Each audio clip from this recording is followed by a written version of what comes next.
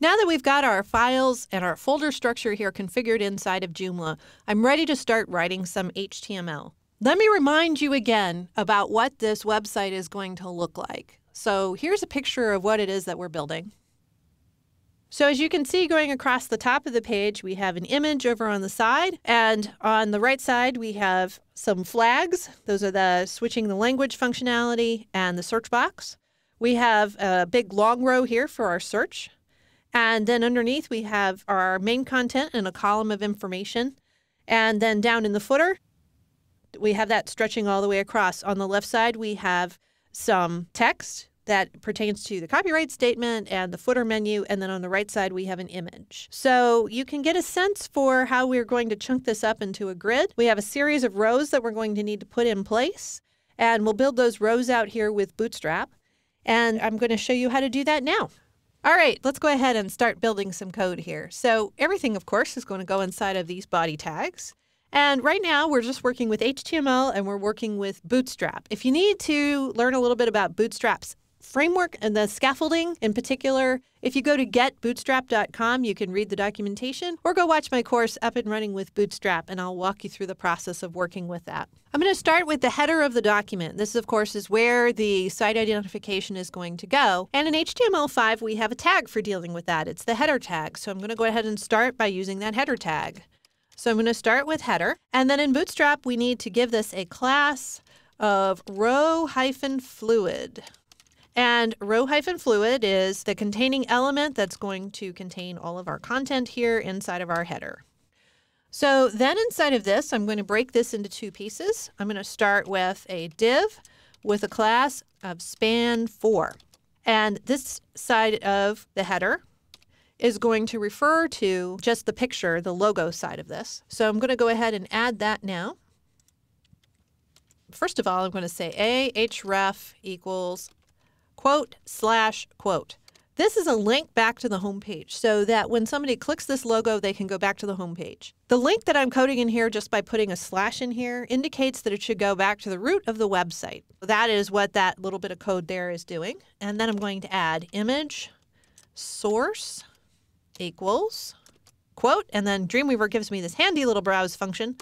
And I can go ahead and go to my images folder and pick the first logo here, the one with the green and the yellow, and say OK. And then I'm going to put an alt tag always. So alt equals eco, comma, inc, comma, click for home. This is something I always like to do with my alt tags here. This is an accessibility thing. So, of course, first of all, you always want to have the alt tag. It's readable by search engines and so forth. And, of course, I'm going to include the name of the company in that alt tag. But I'm adding the click for home for those people who are using this website using a screen reader. Now they know what will happen if they click on this particular image. That's what the additional little bit of text is here for. And for screen readers, I've added a period at the end of that followed by a space so that if a screen reader happens to be reading this page, it will sound like a sentence as opposed to a few words that will run right on into the next few words. And the last thing I'm going to do is I'm going to apply a class to this particular image. So that class is going to be pull-left. This is a floating kind of thing.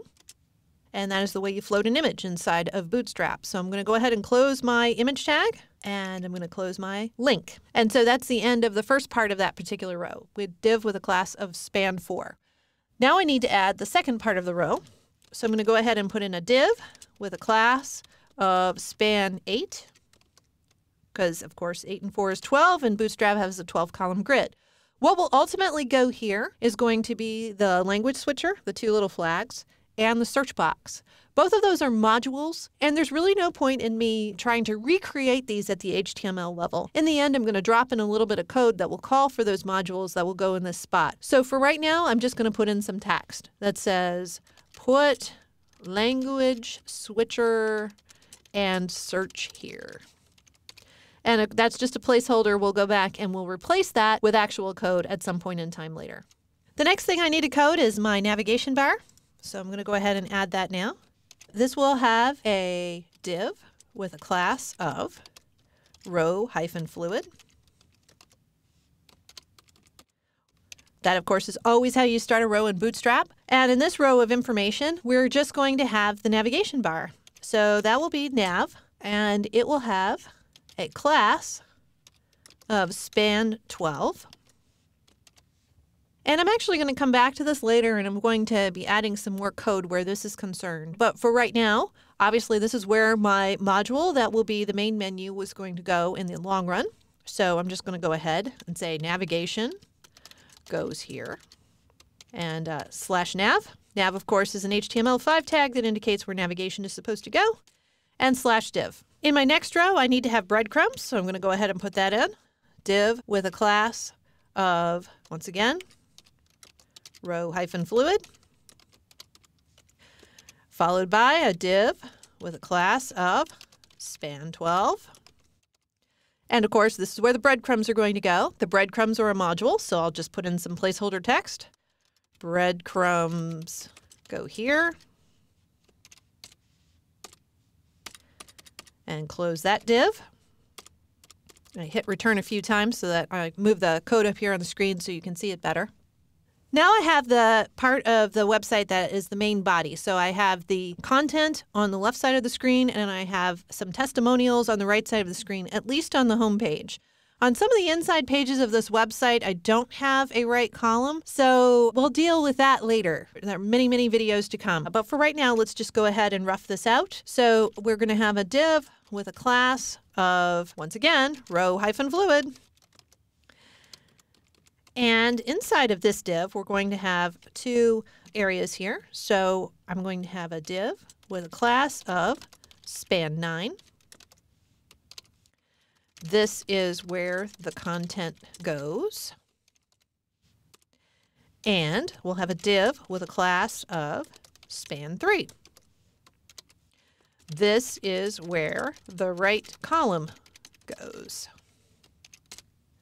Okay, so think about those as big areas. Obviously, the content is quite long and quite involved on some pages, but ultimately, it all still comes out of Joomla under one call. We say the component goes here. And then in the column over on the right side, we're just going to spell this out. This is where the right column goes. Any modules that you have assigned to the right column of the web page will go here. And as I said, we'll deal with what happens if we don't have a right column later on in some later videos. And then finally, we'll add a footer to this website. So I'm going to add my footer tag.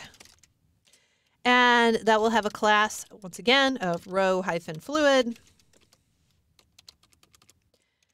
And inside of this footer, we have two sides to the footer as well. So I'm going to go ahead and put in a div class of span 9.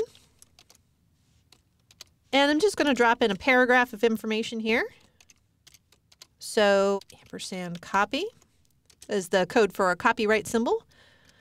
2012, Kinetico, Inc., all rights reserved. Now I'm hard coding this into my template. I could certainly make a custom HTML module and assign it to this position. That way my client would be able to go in and update that copyright statement if they wanted to. If you're a JavaScript whiz and you want to have some kind of JavaScript in here instead of the date, you're certainly more than welcome to do that. You could also pull the date down from PHP. There's all kinds of ways you could make this little copyright statement more complicated than it is. You're welcome to do any of those things that you would like to do. I'm just going to put this in as a paragraph and just hard code it here into my template. And then once we have that in place, then over here on the side, I'm going to have my div with a class of span 3. And this is where I'm going to put my image. That is the image that's going to go in my footer. So I'm going to go ahead and say image source equals quote. Once again, browse for that inside of Dreamweaver. And I can say alt equals Kinetico Inc. And just like I did before, I'm going to give this a class of pull-right to float this to the right side of the screen. Close my image tag, close my div tag. And my footer tag is closed. So there we go. We've just roughed out the entire grid here that we need to put together our web page. And we've called out where all the content's going to go. We've dropped some images in. If we look at this on the front end of the website, it's not really going to look all that fabulous. You see that we have an image for a logo. We have an image in the footer. We have a bunch of stuff here on the page. It never looks like much in Dreamweaver. But if I go ahead and say File Save, I can preview this in my web browser by clicking the little globe icon here and saying preview in Firefox.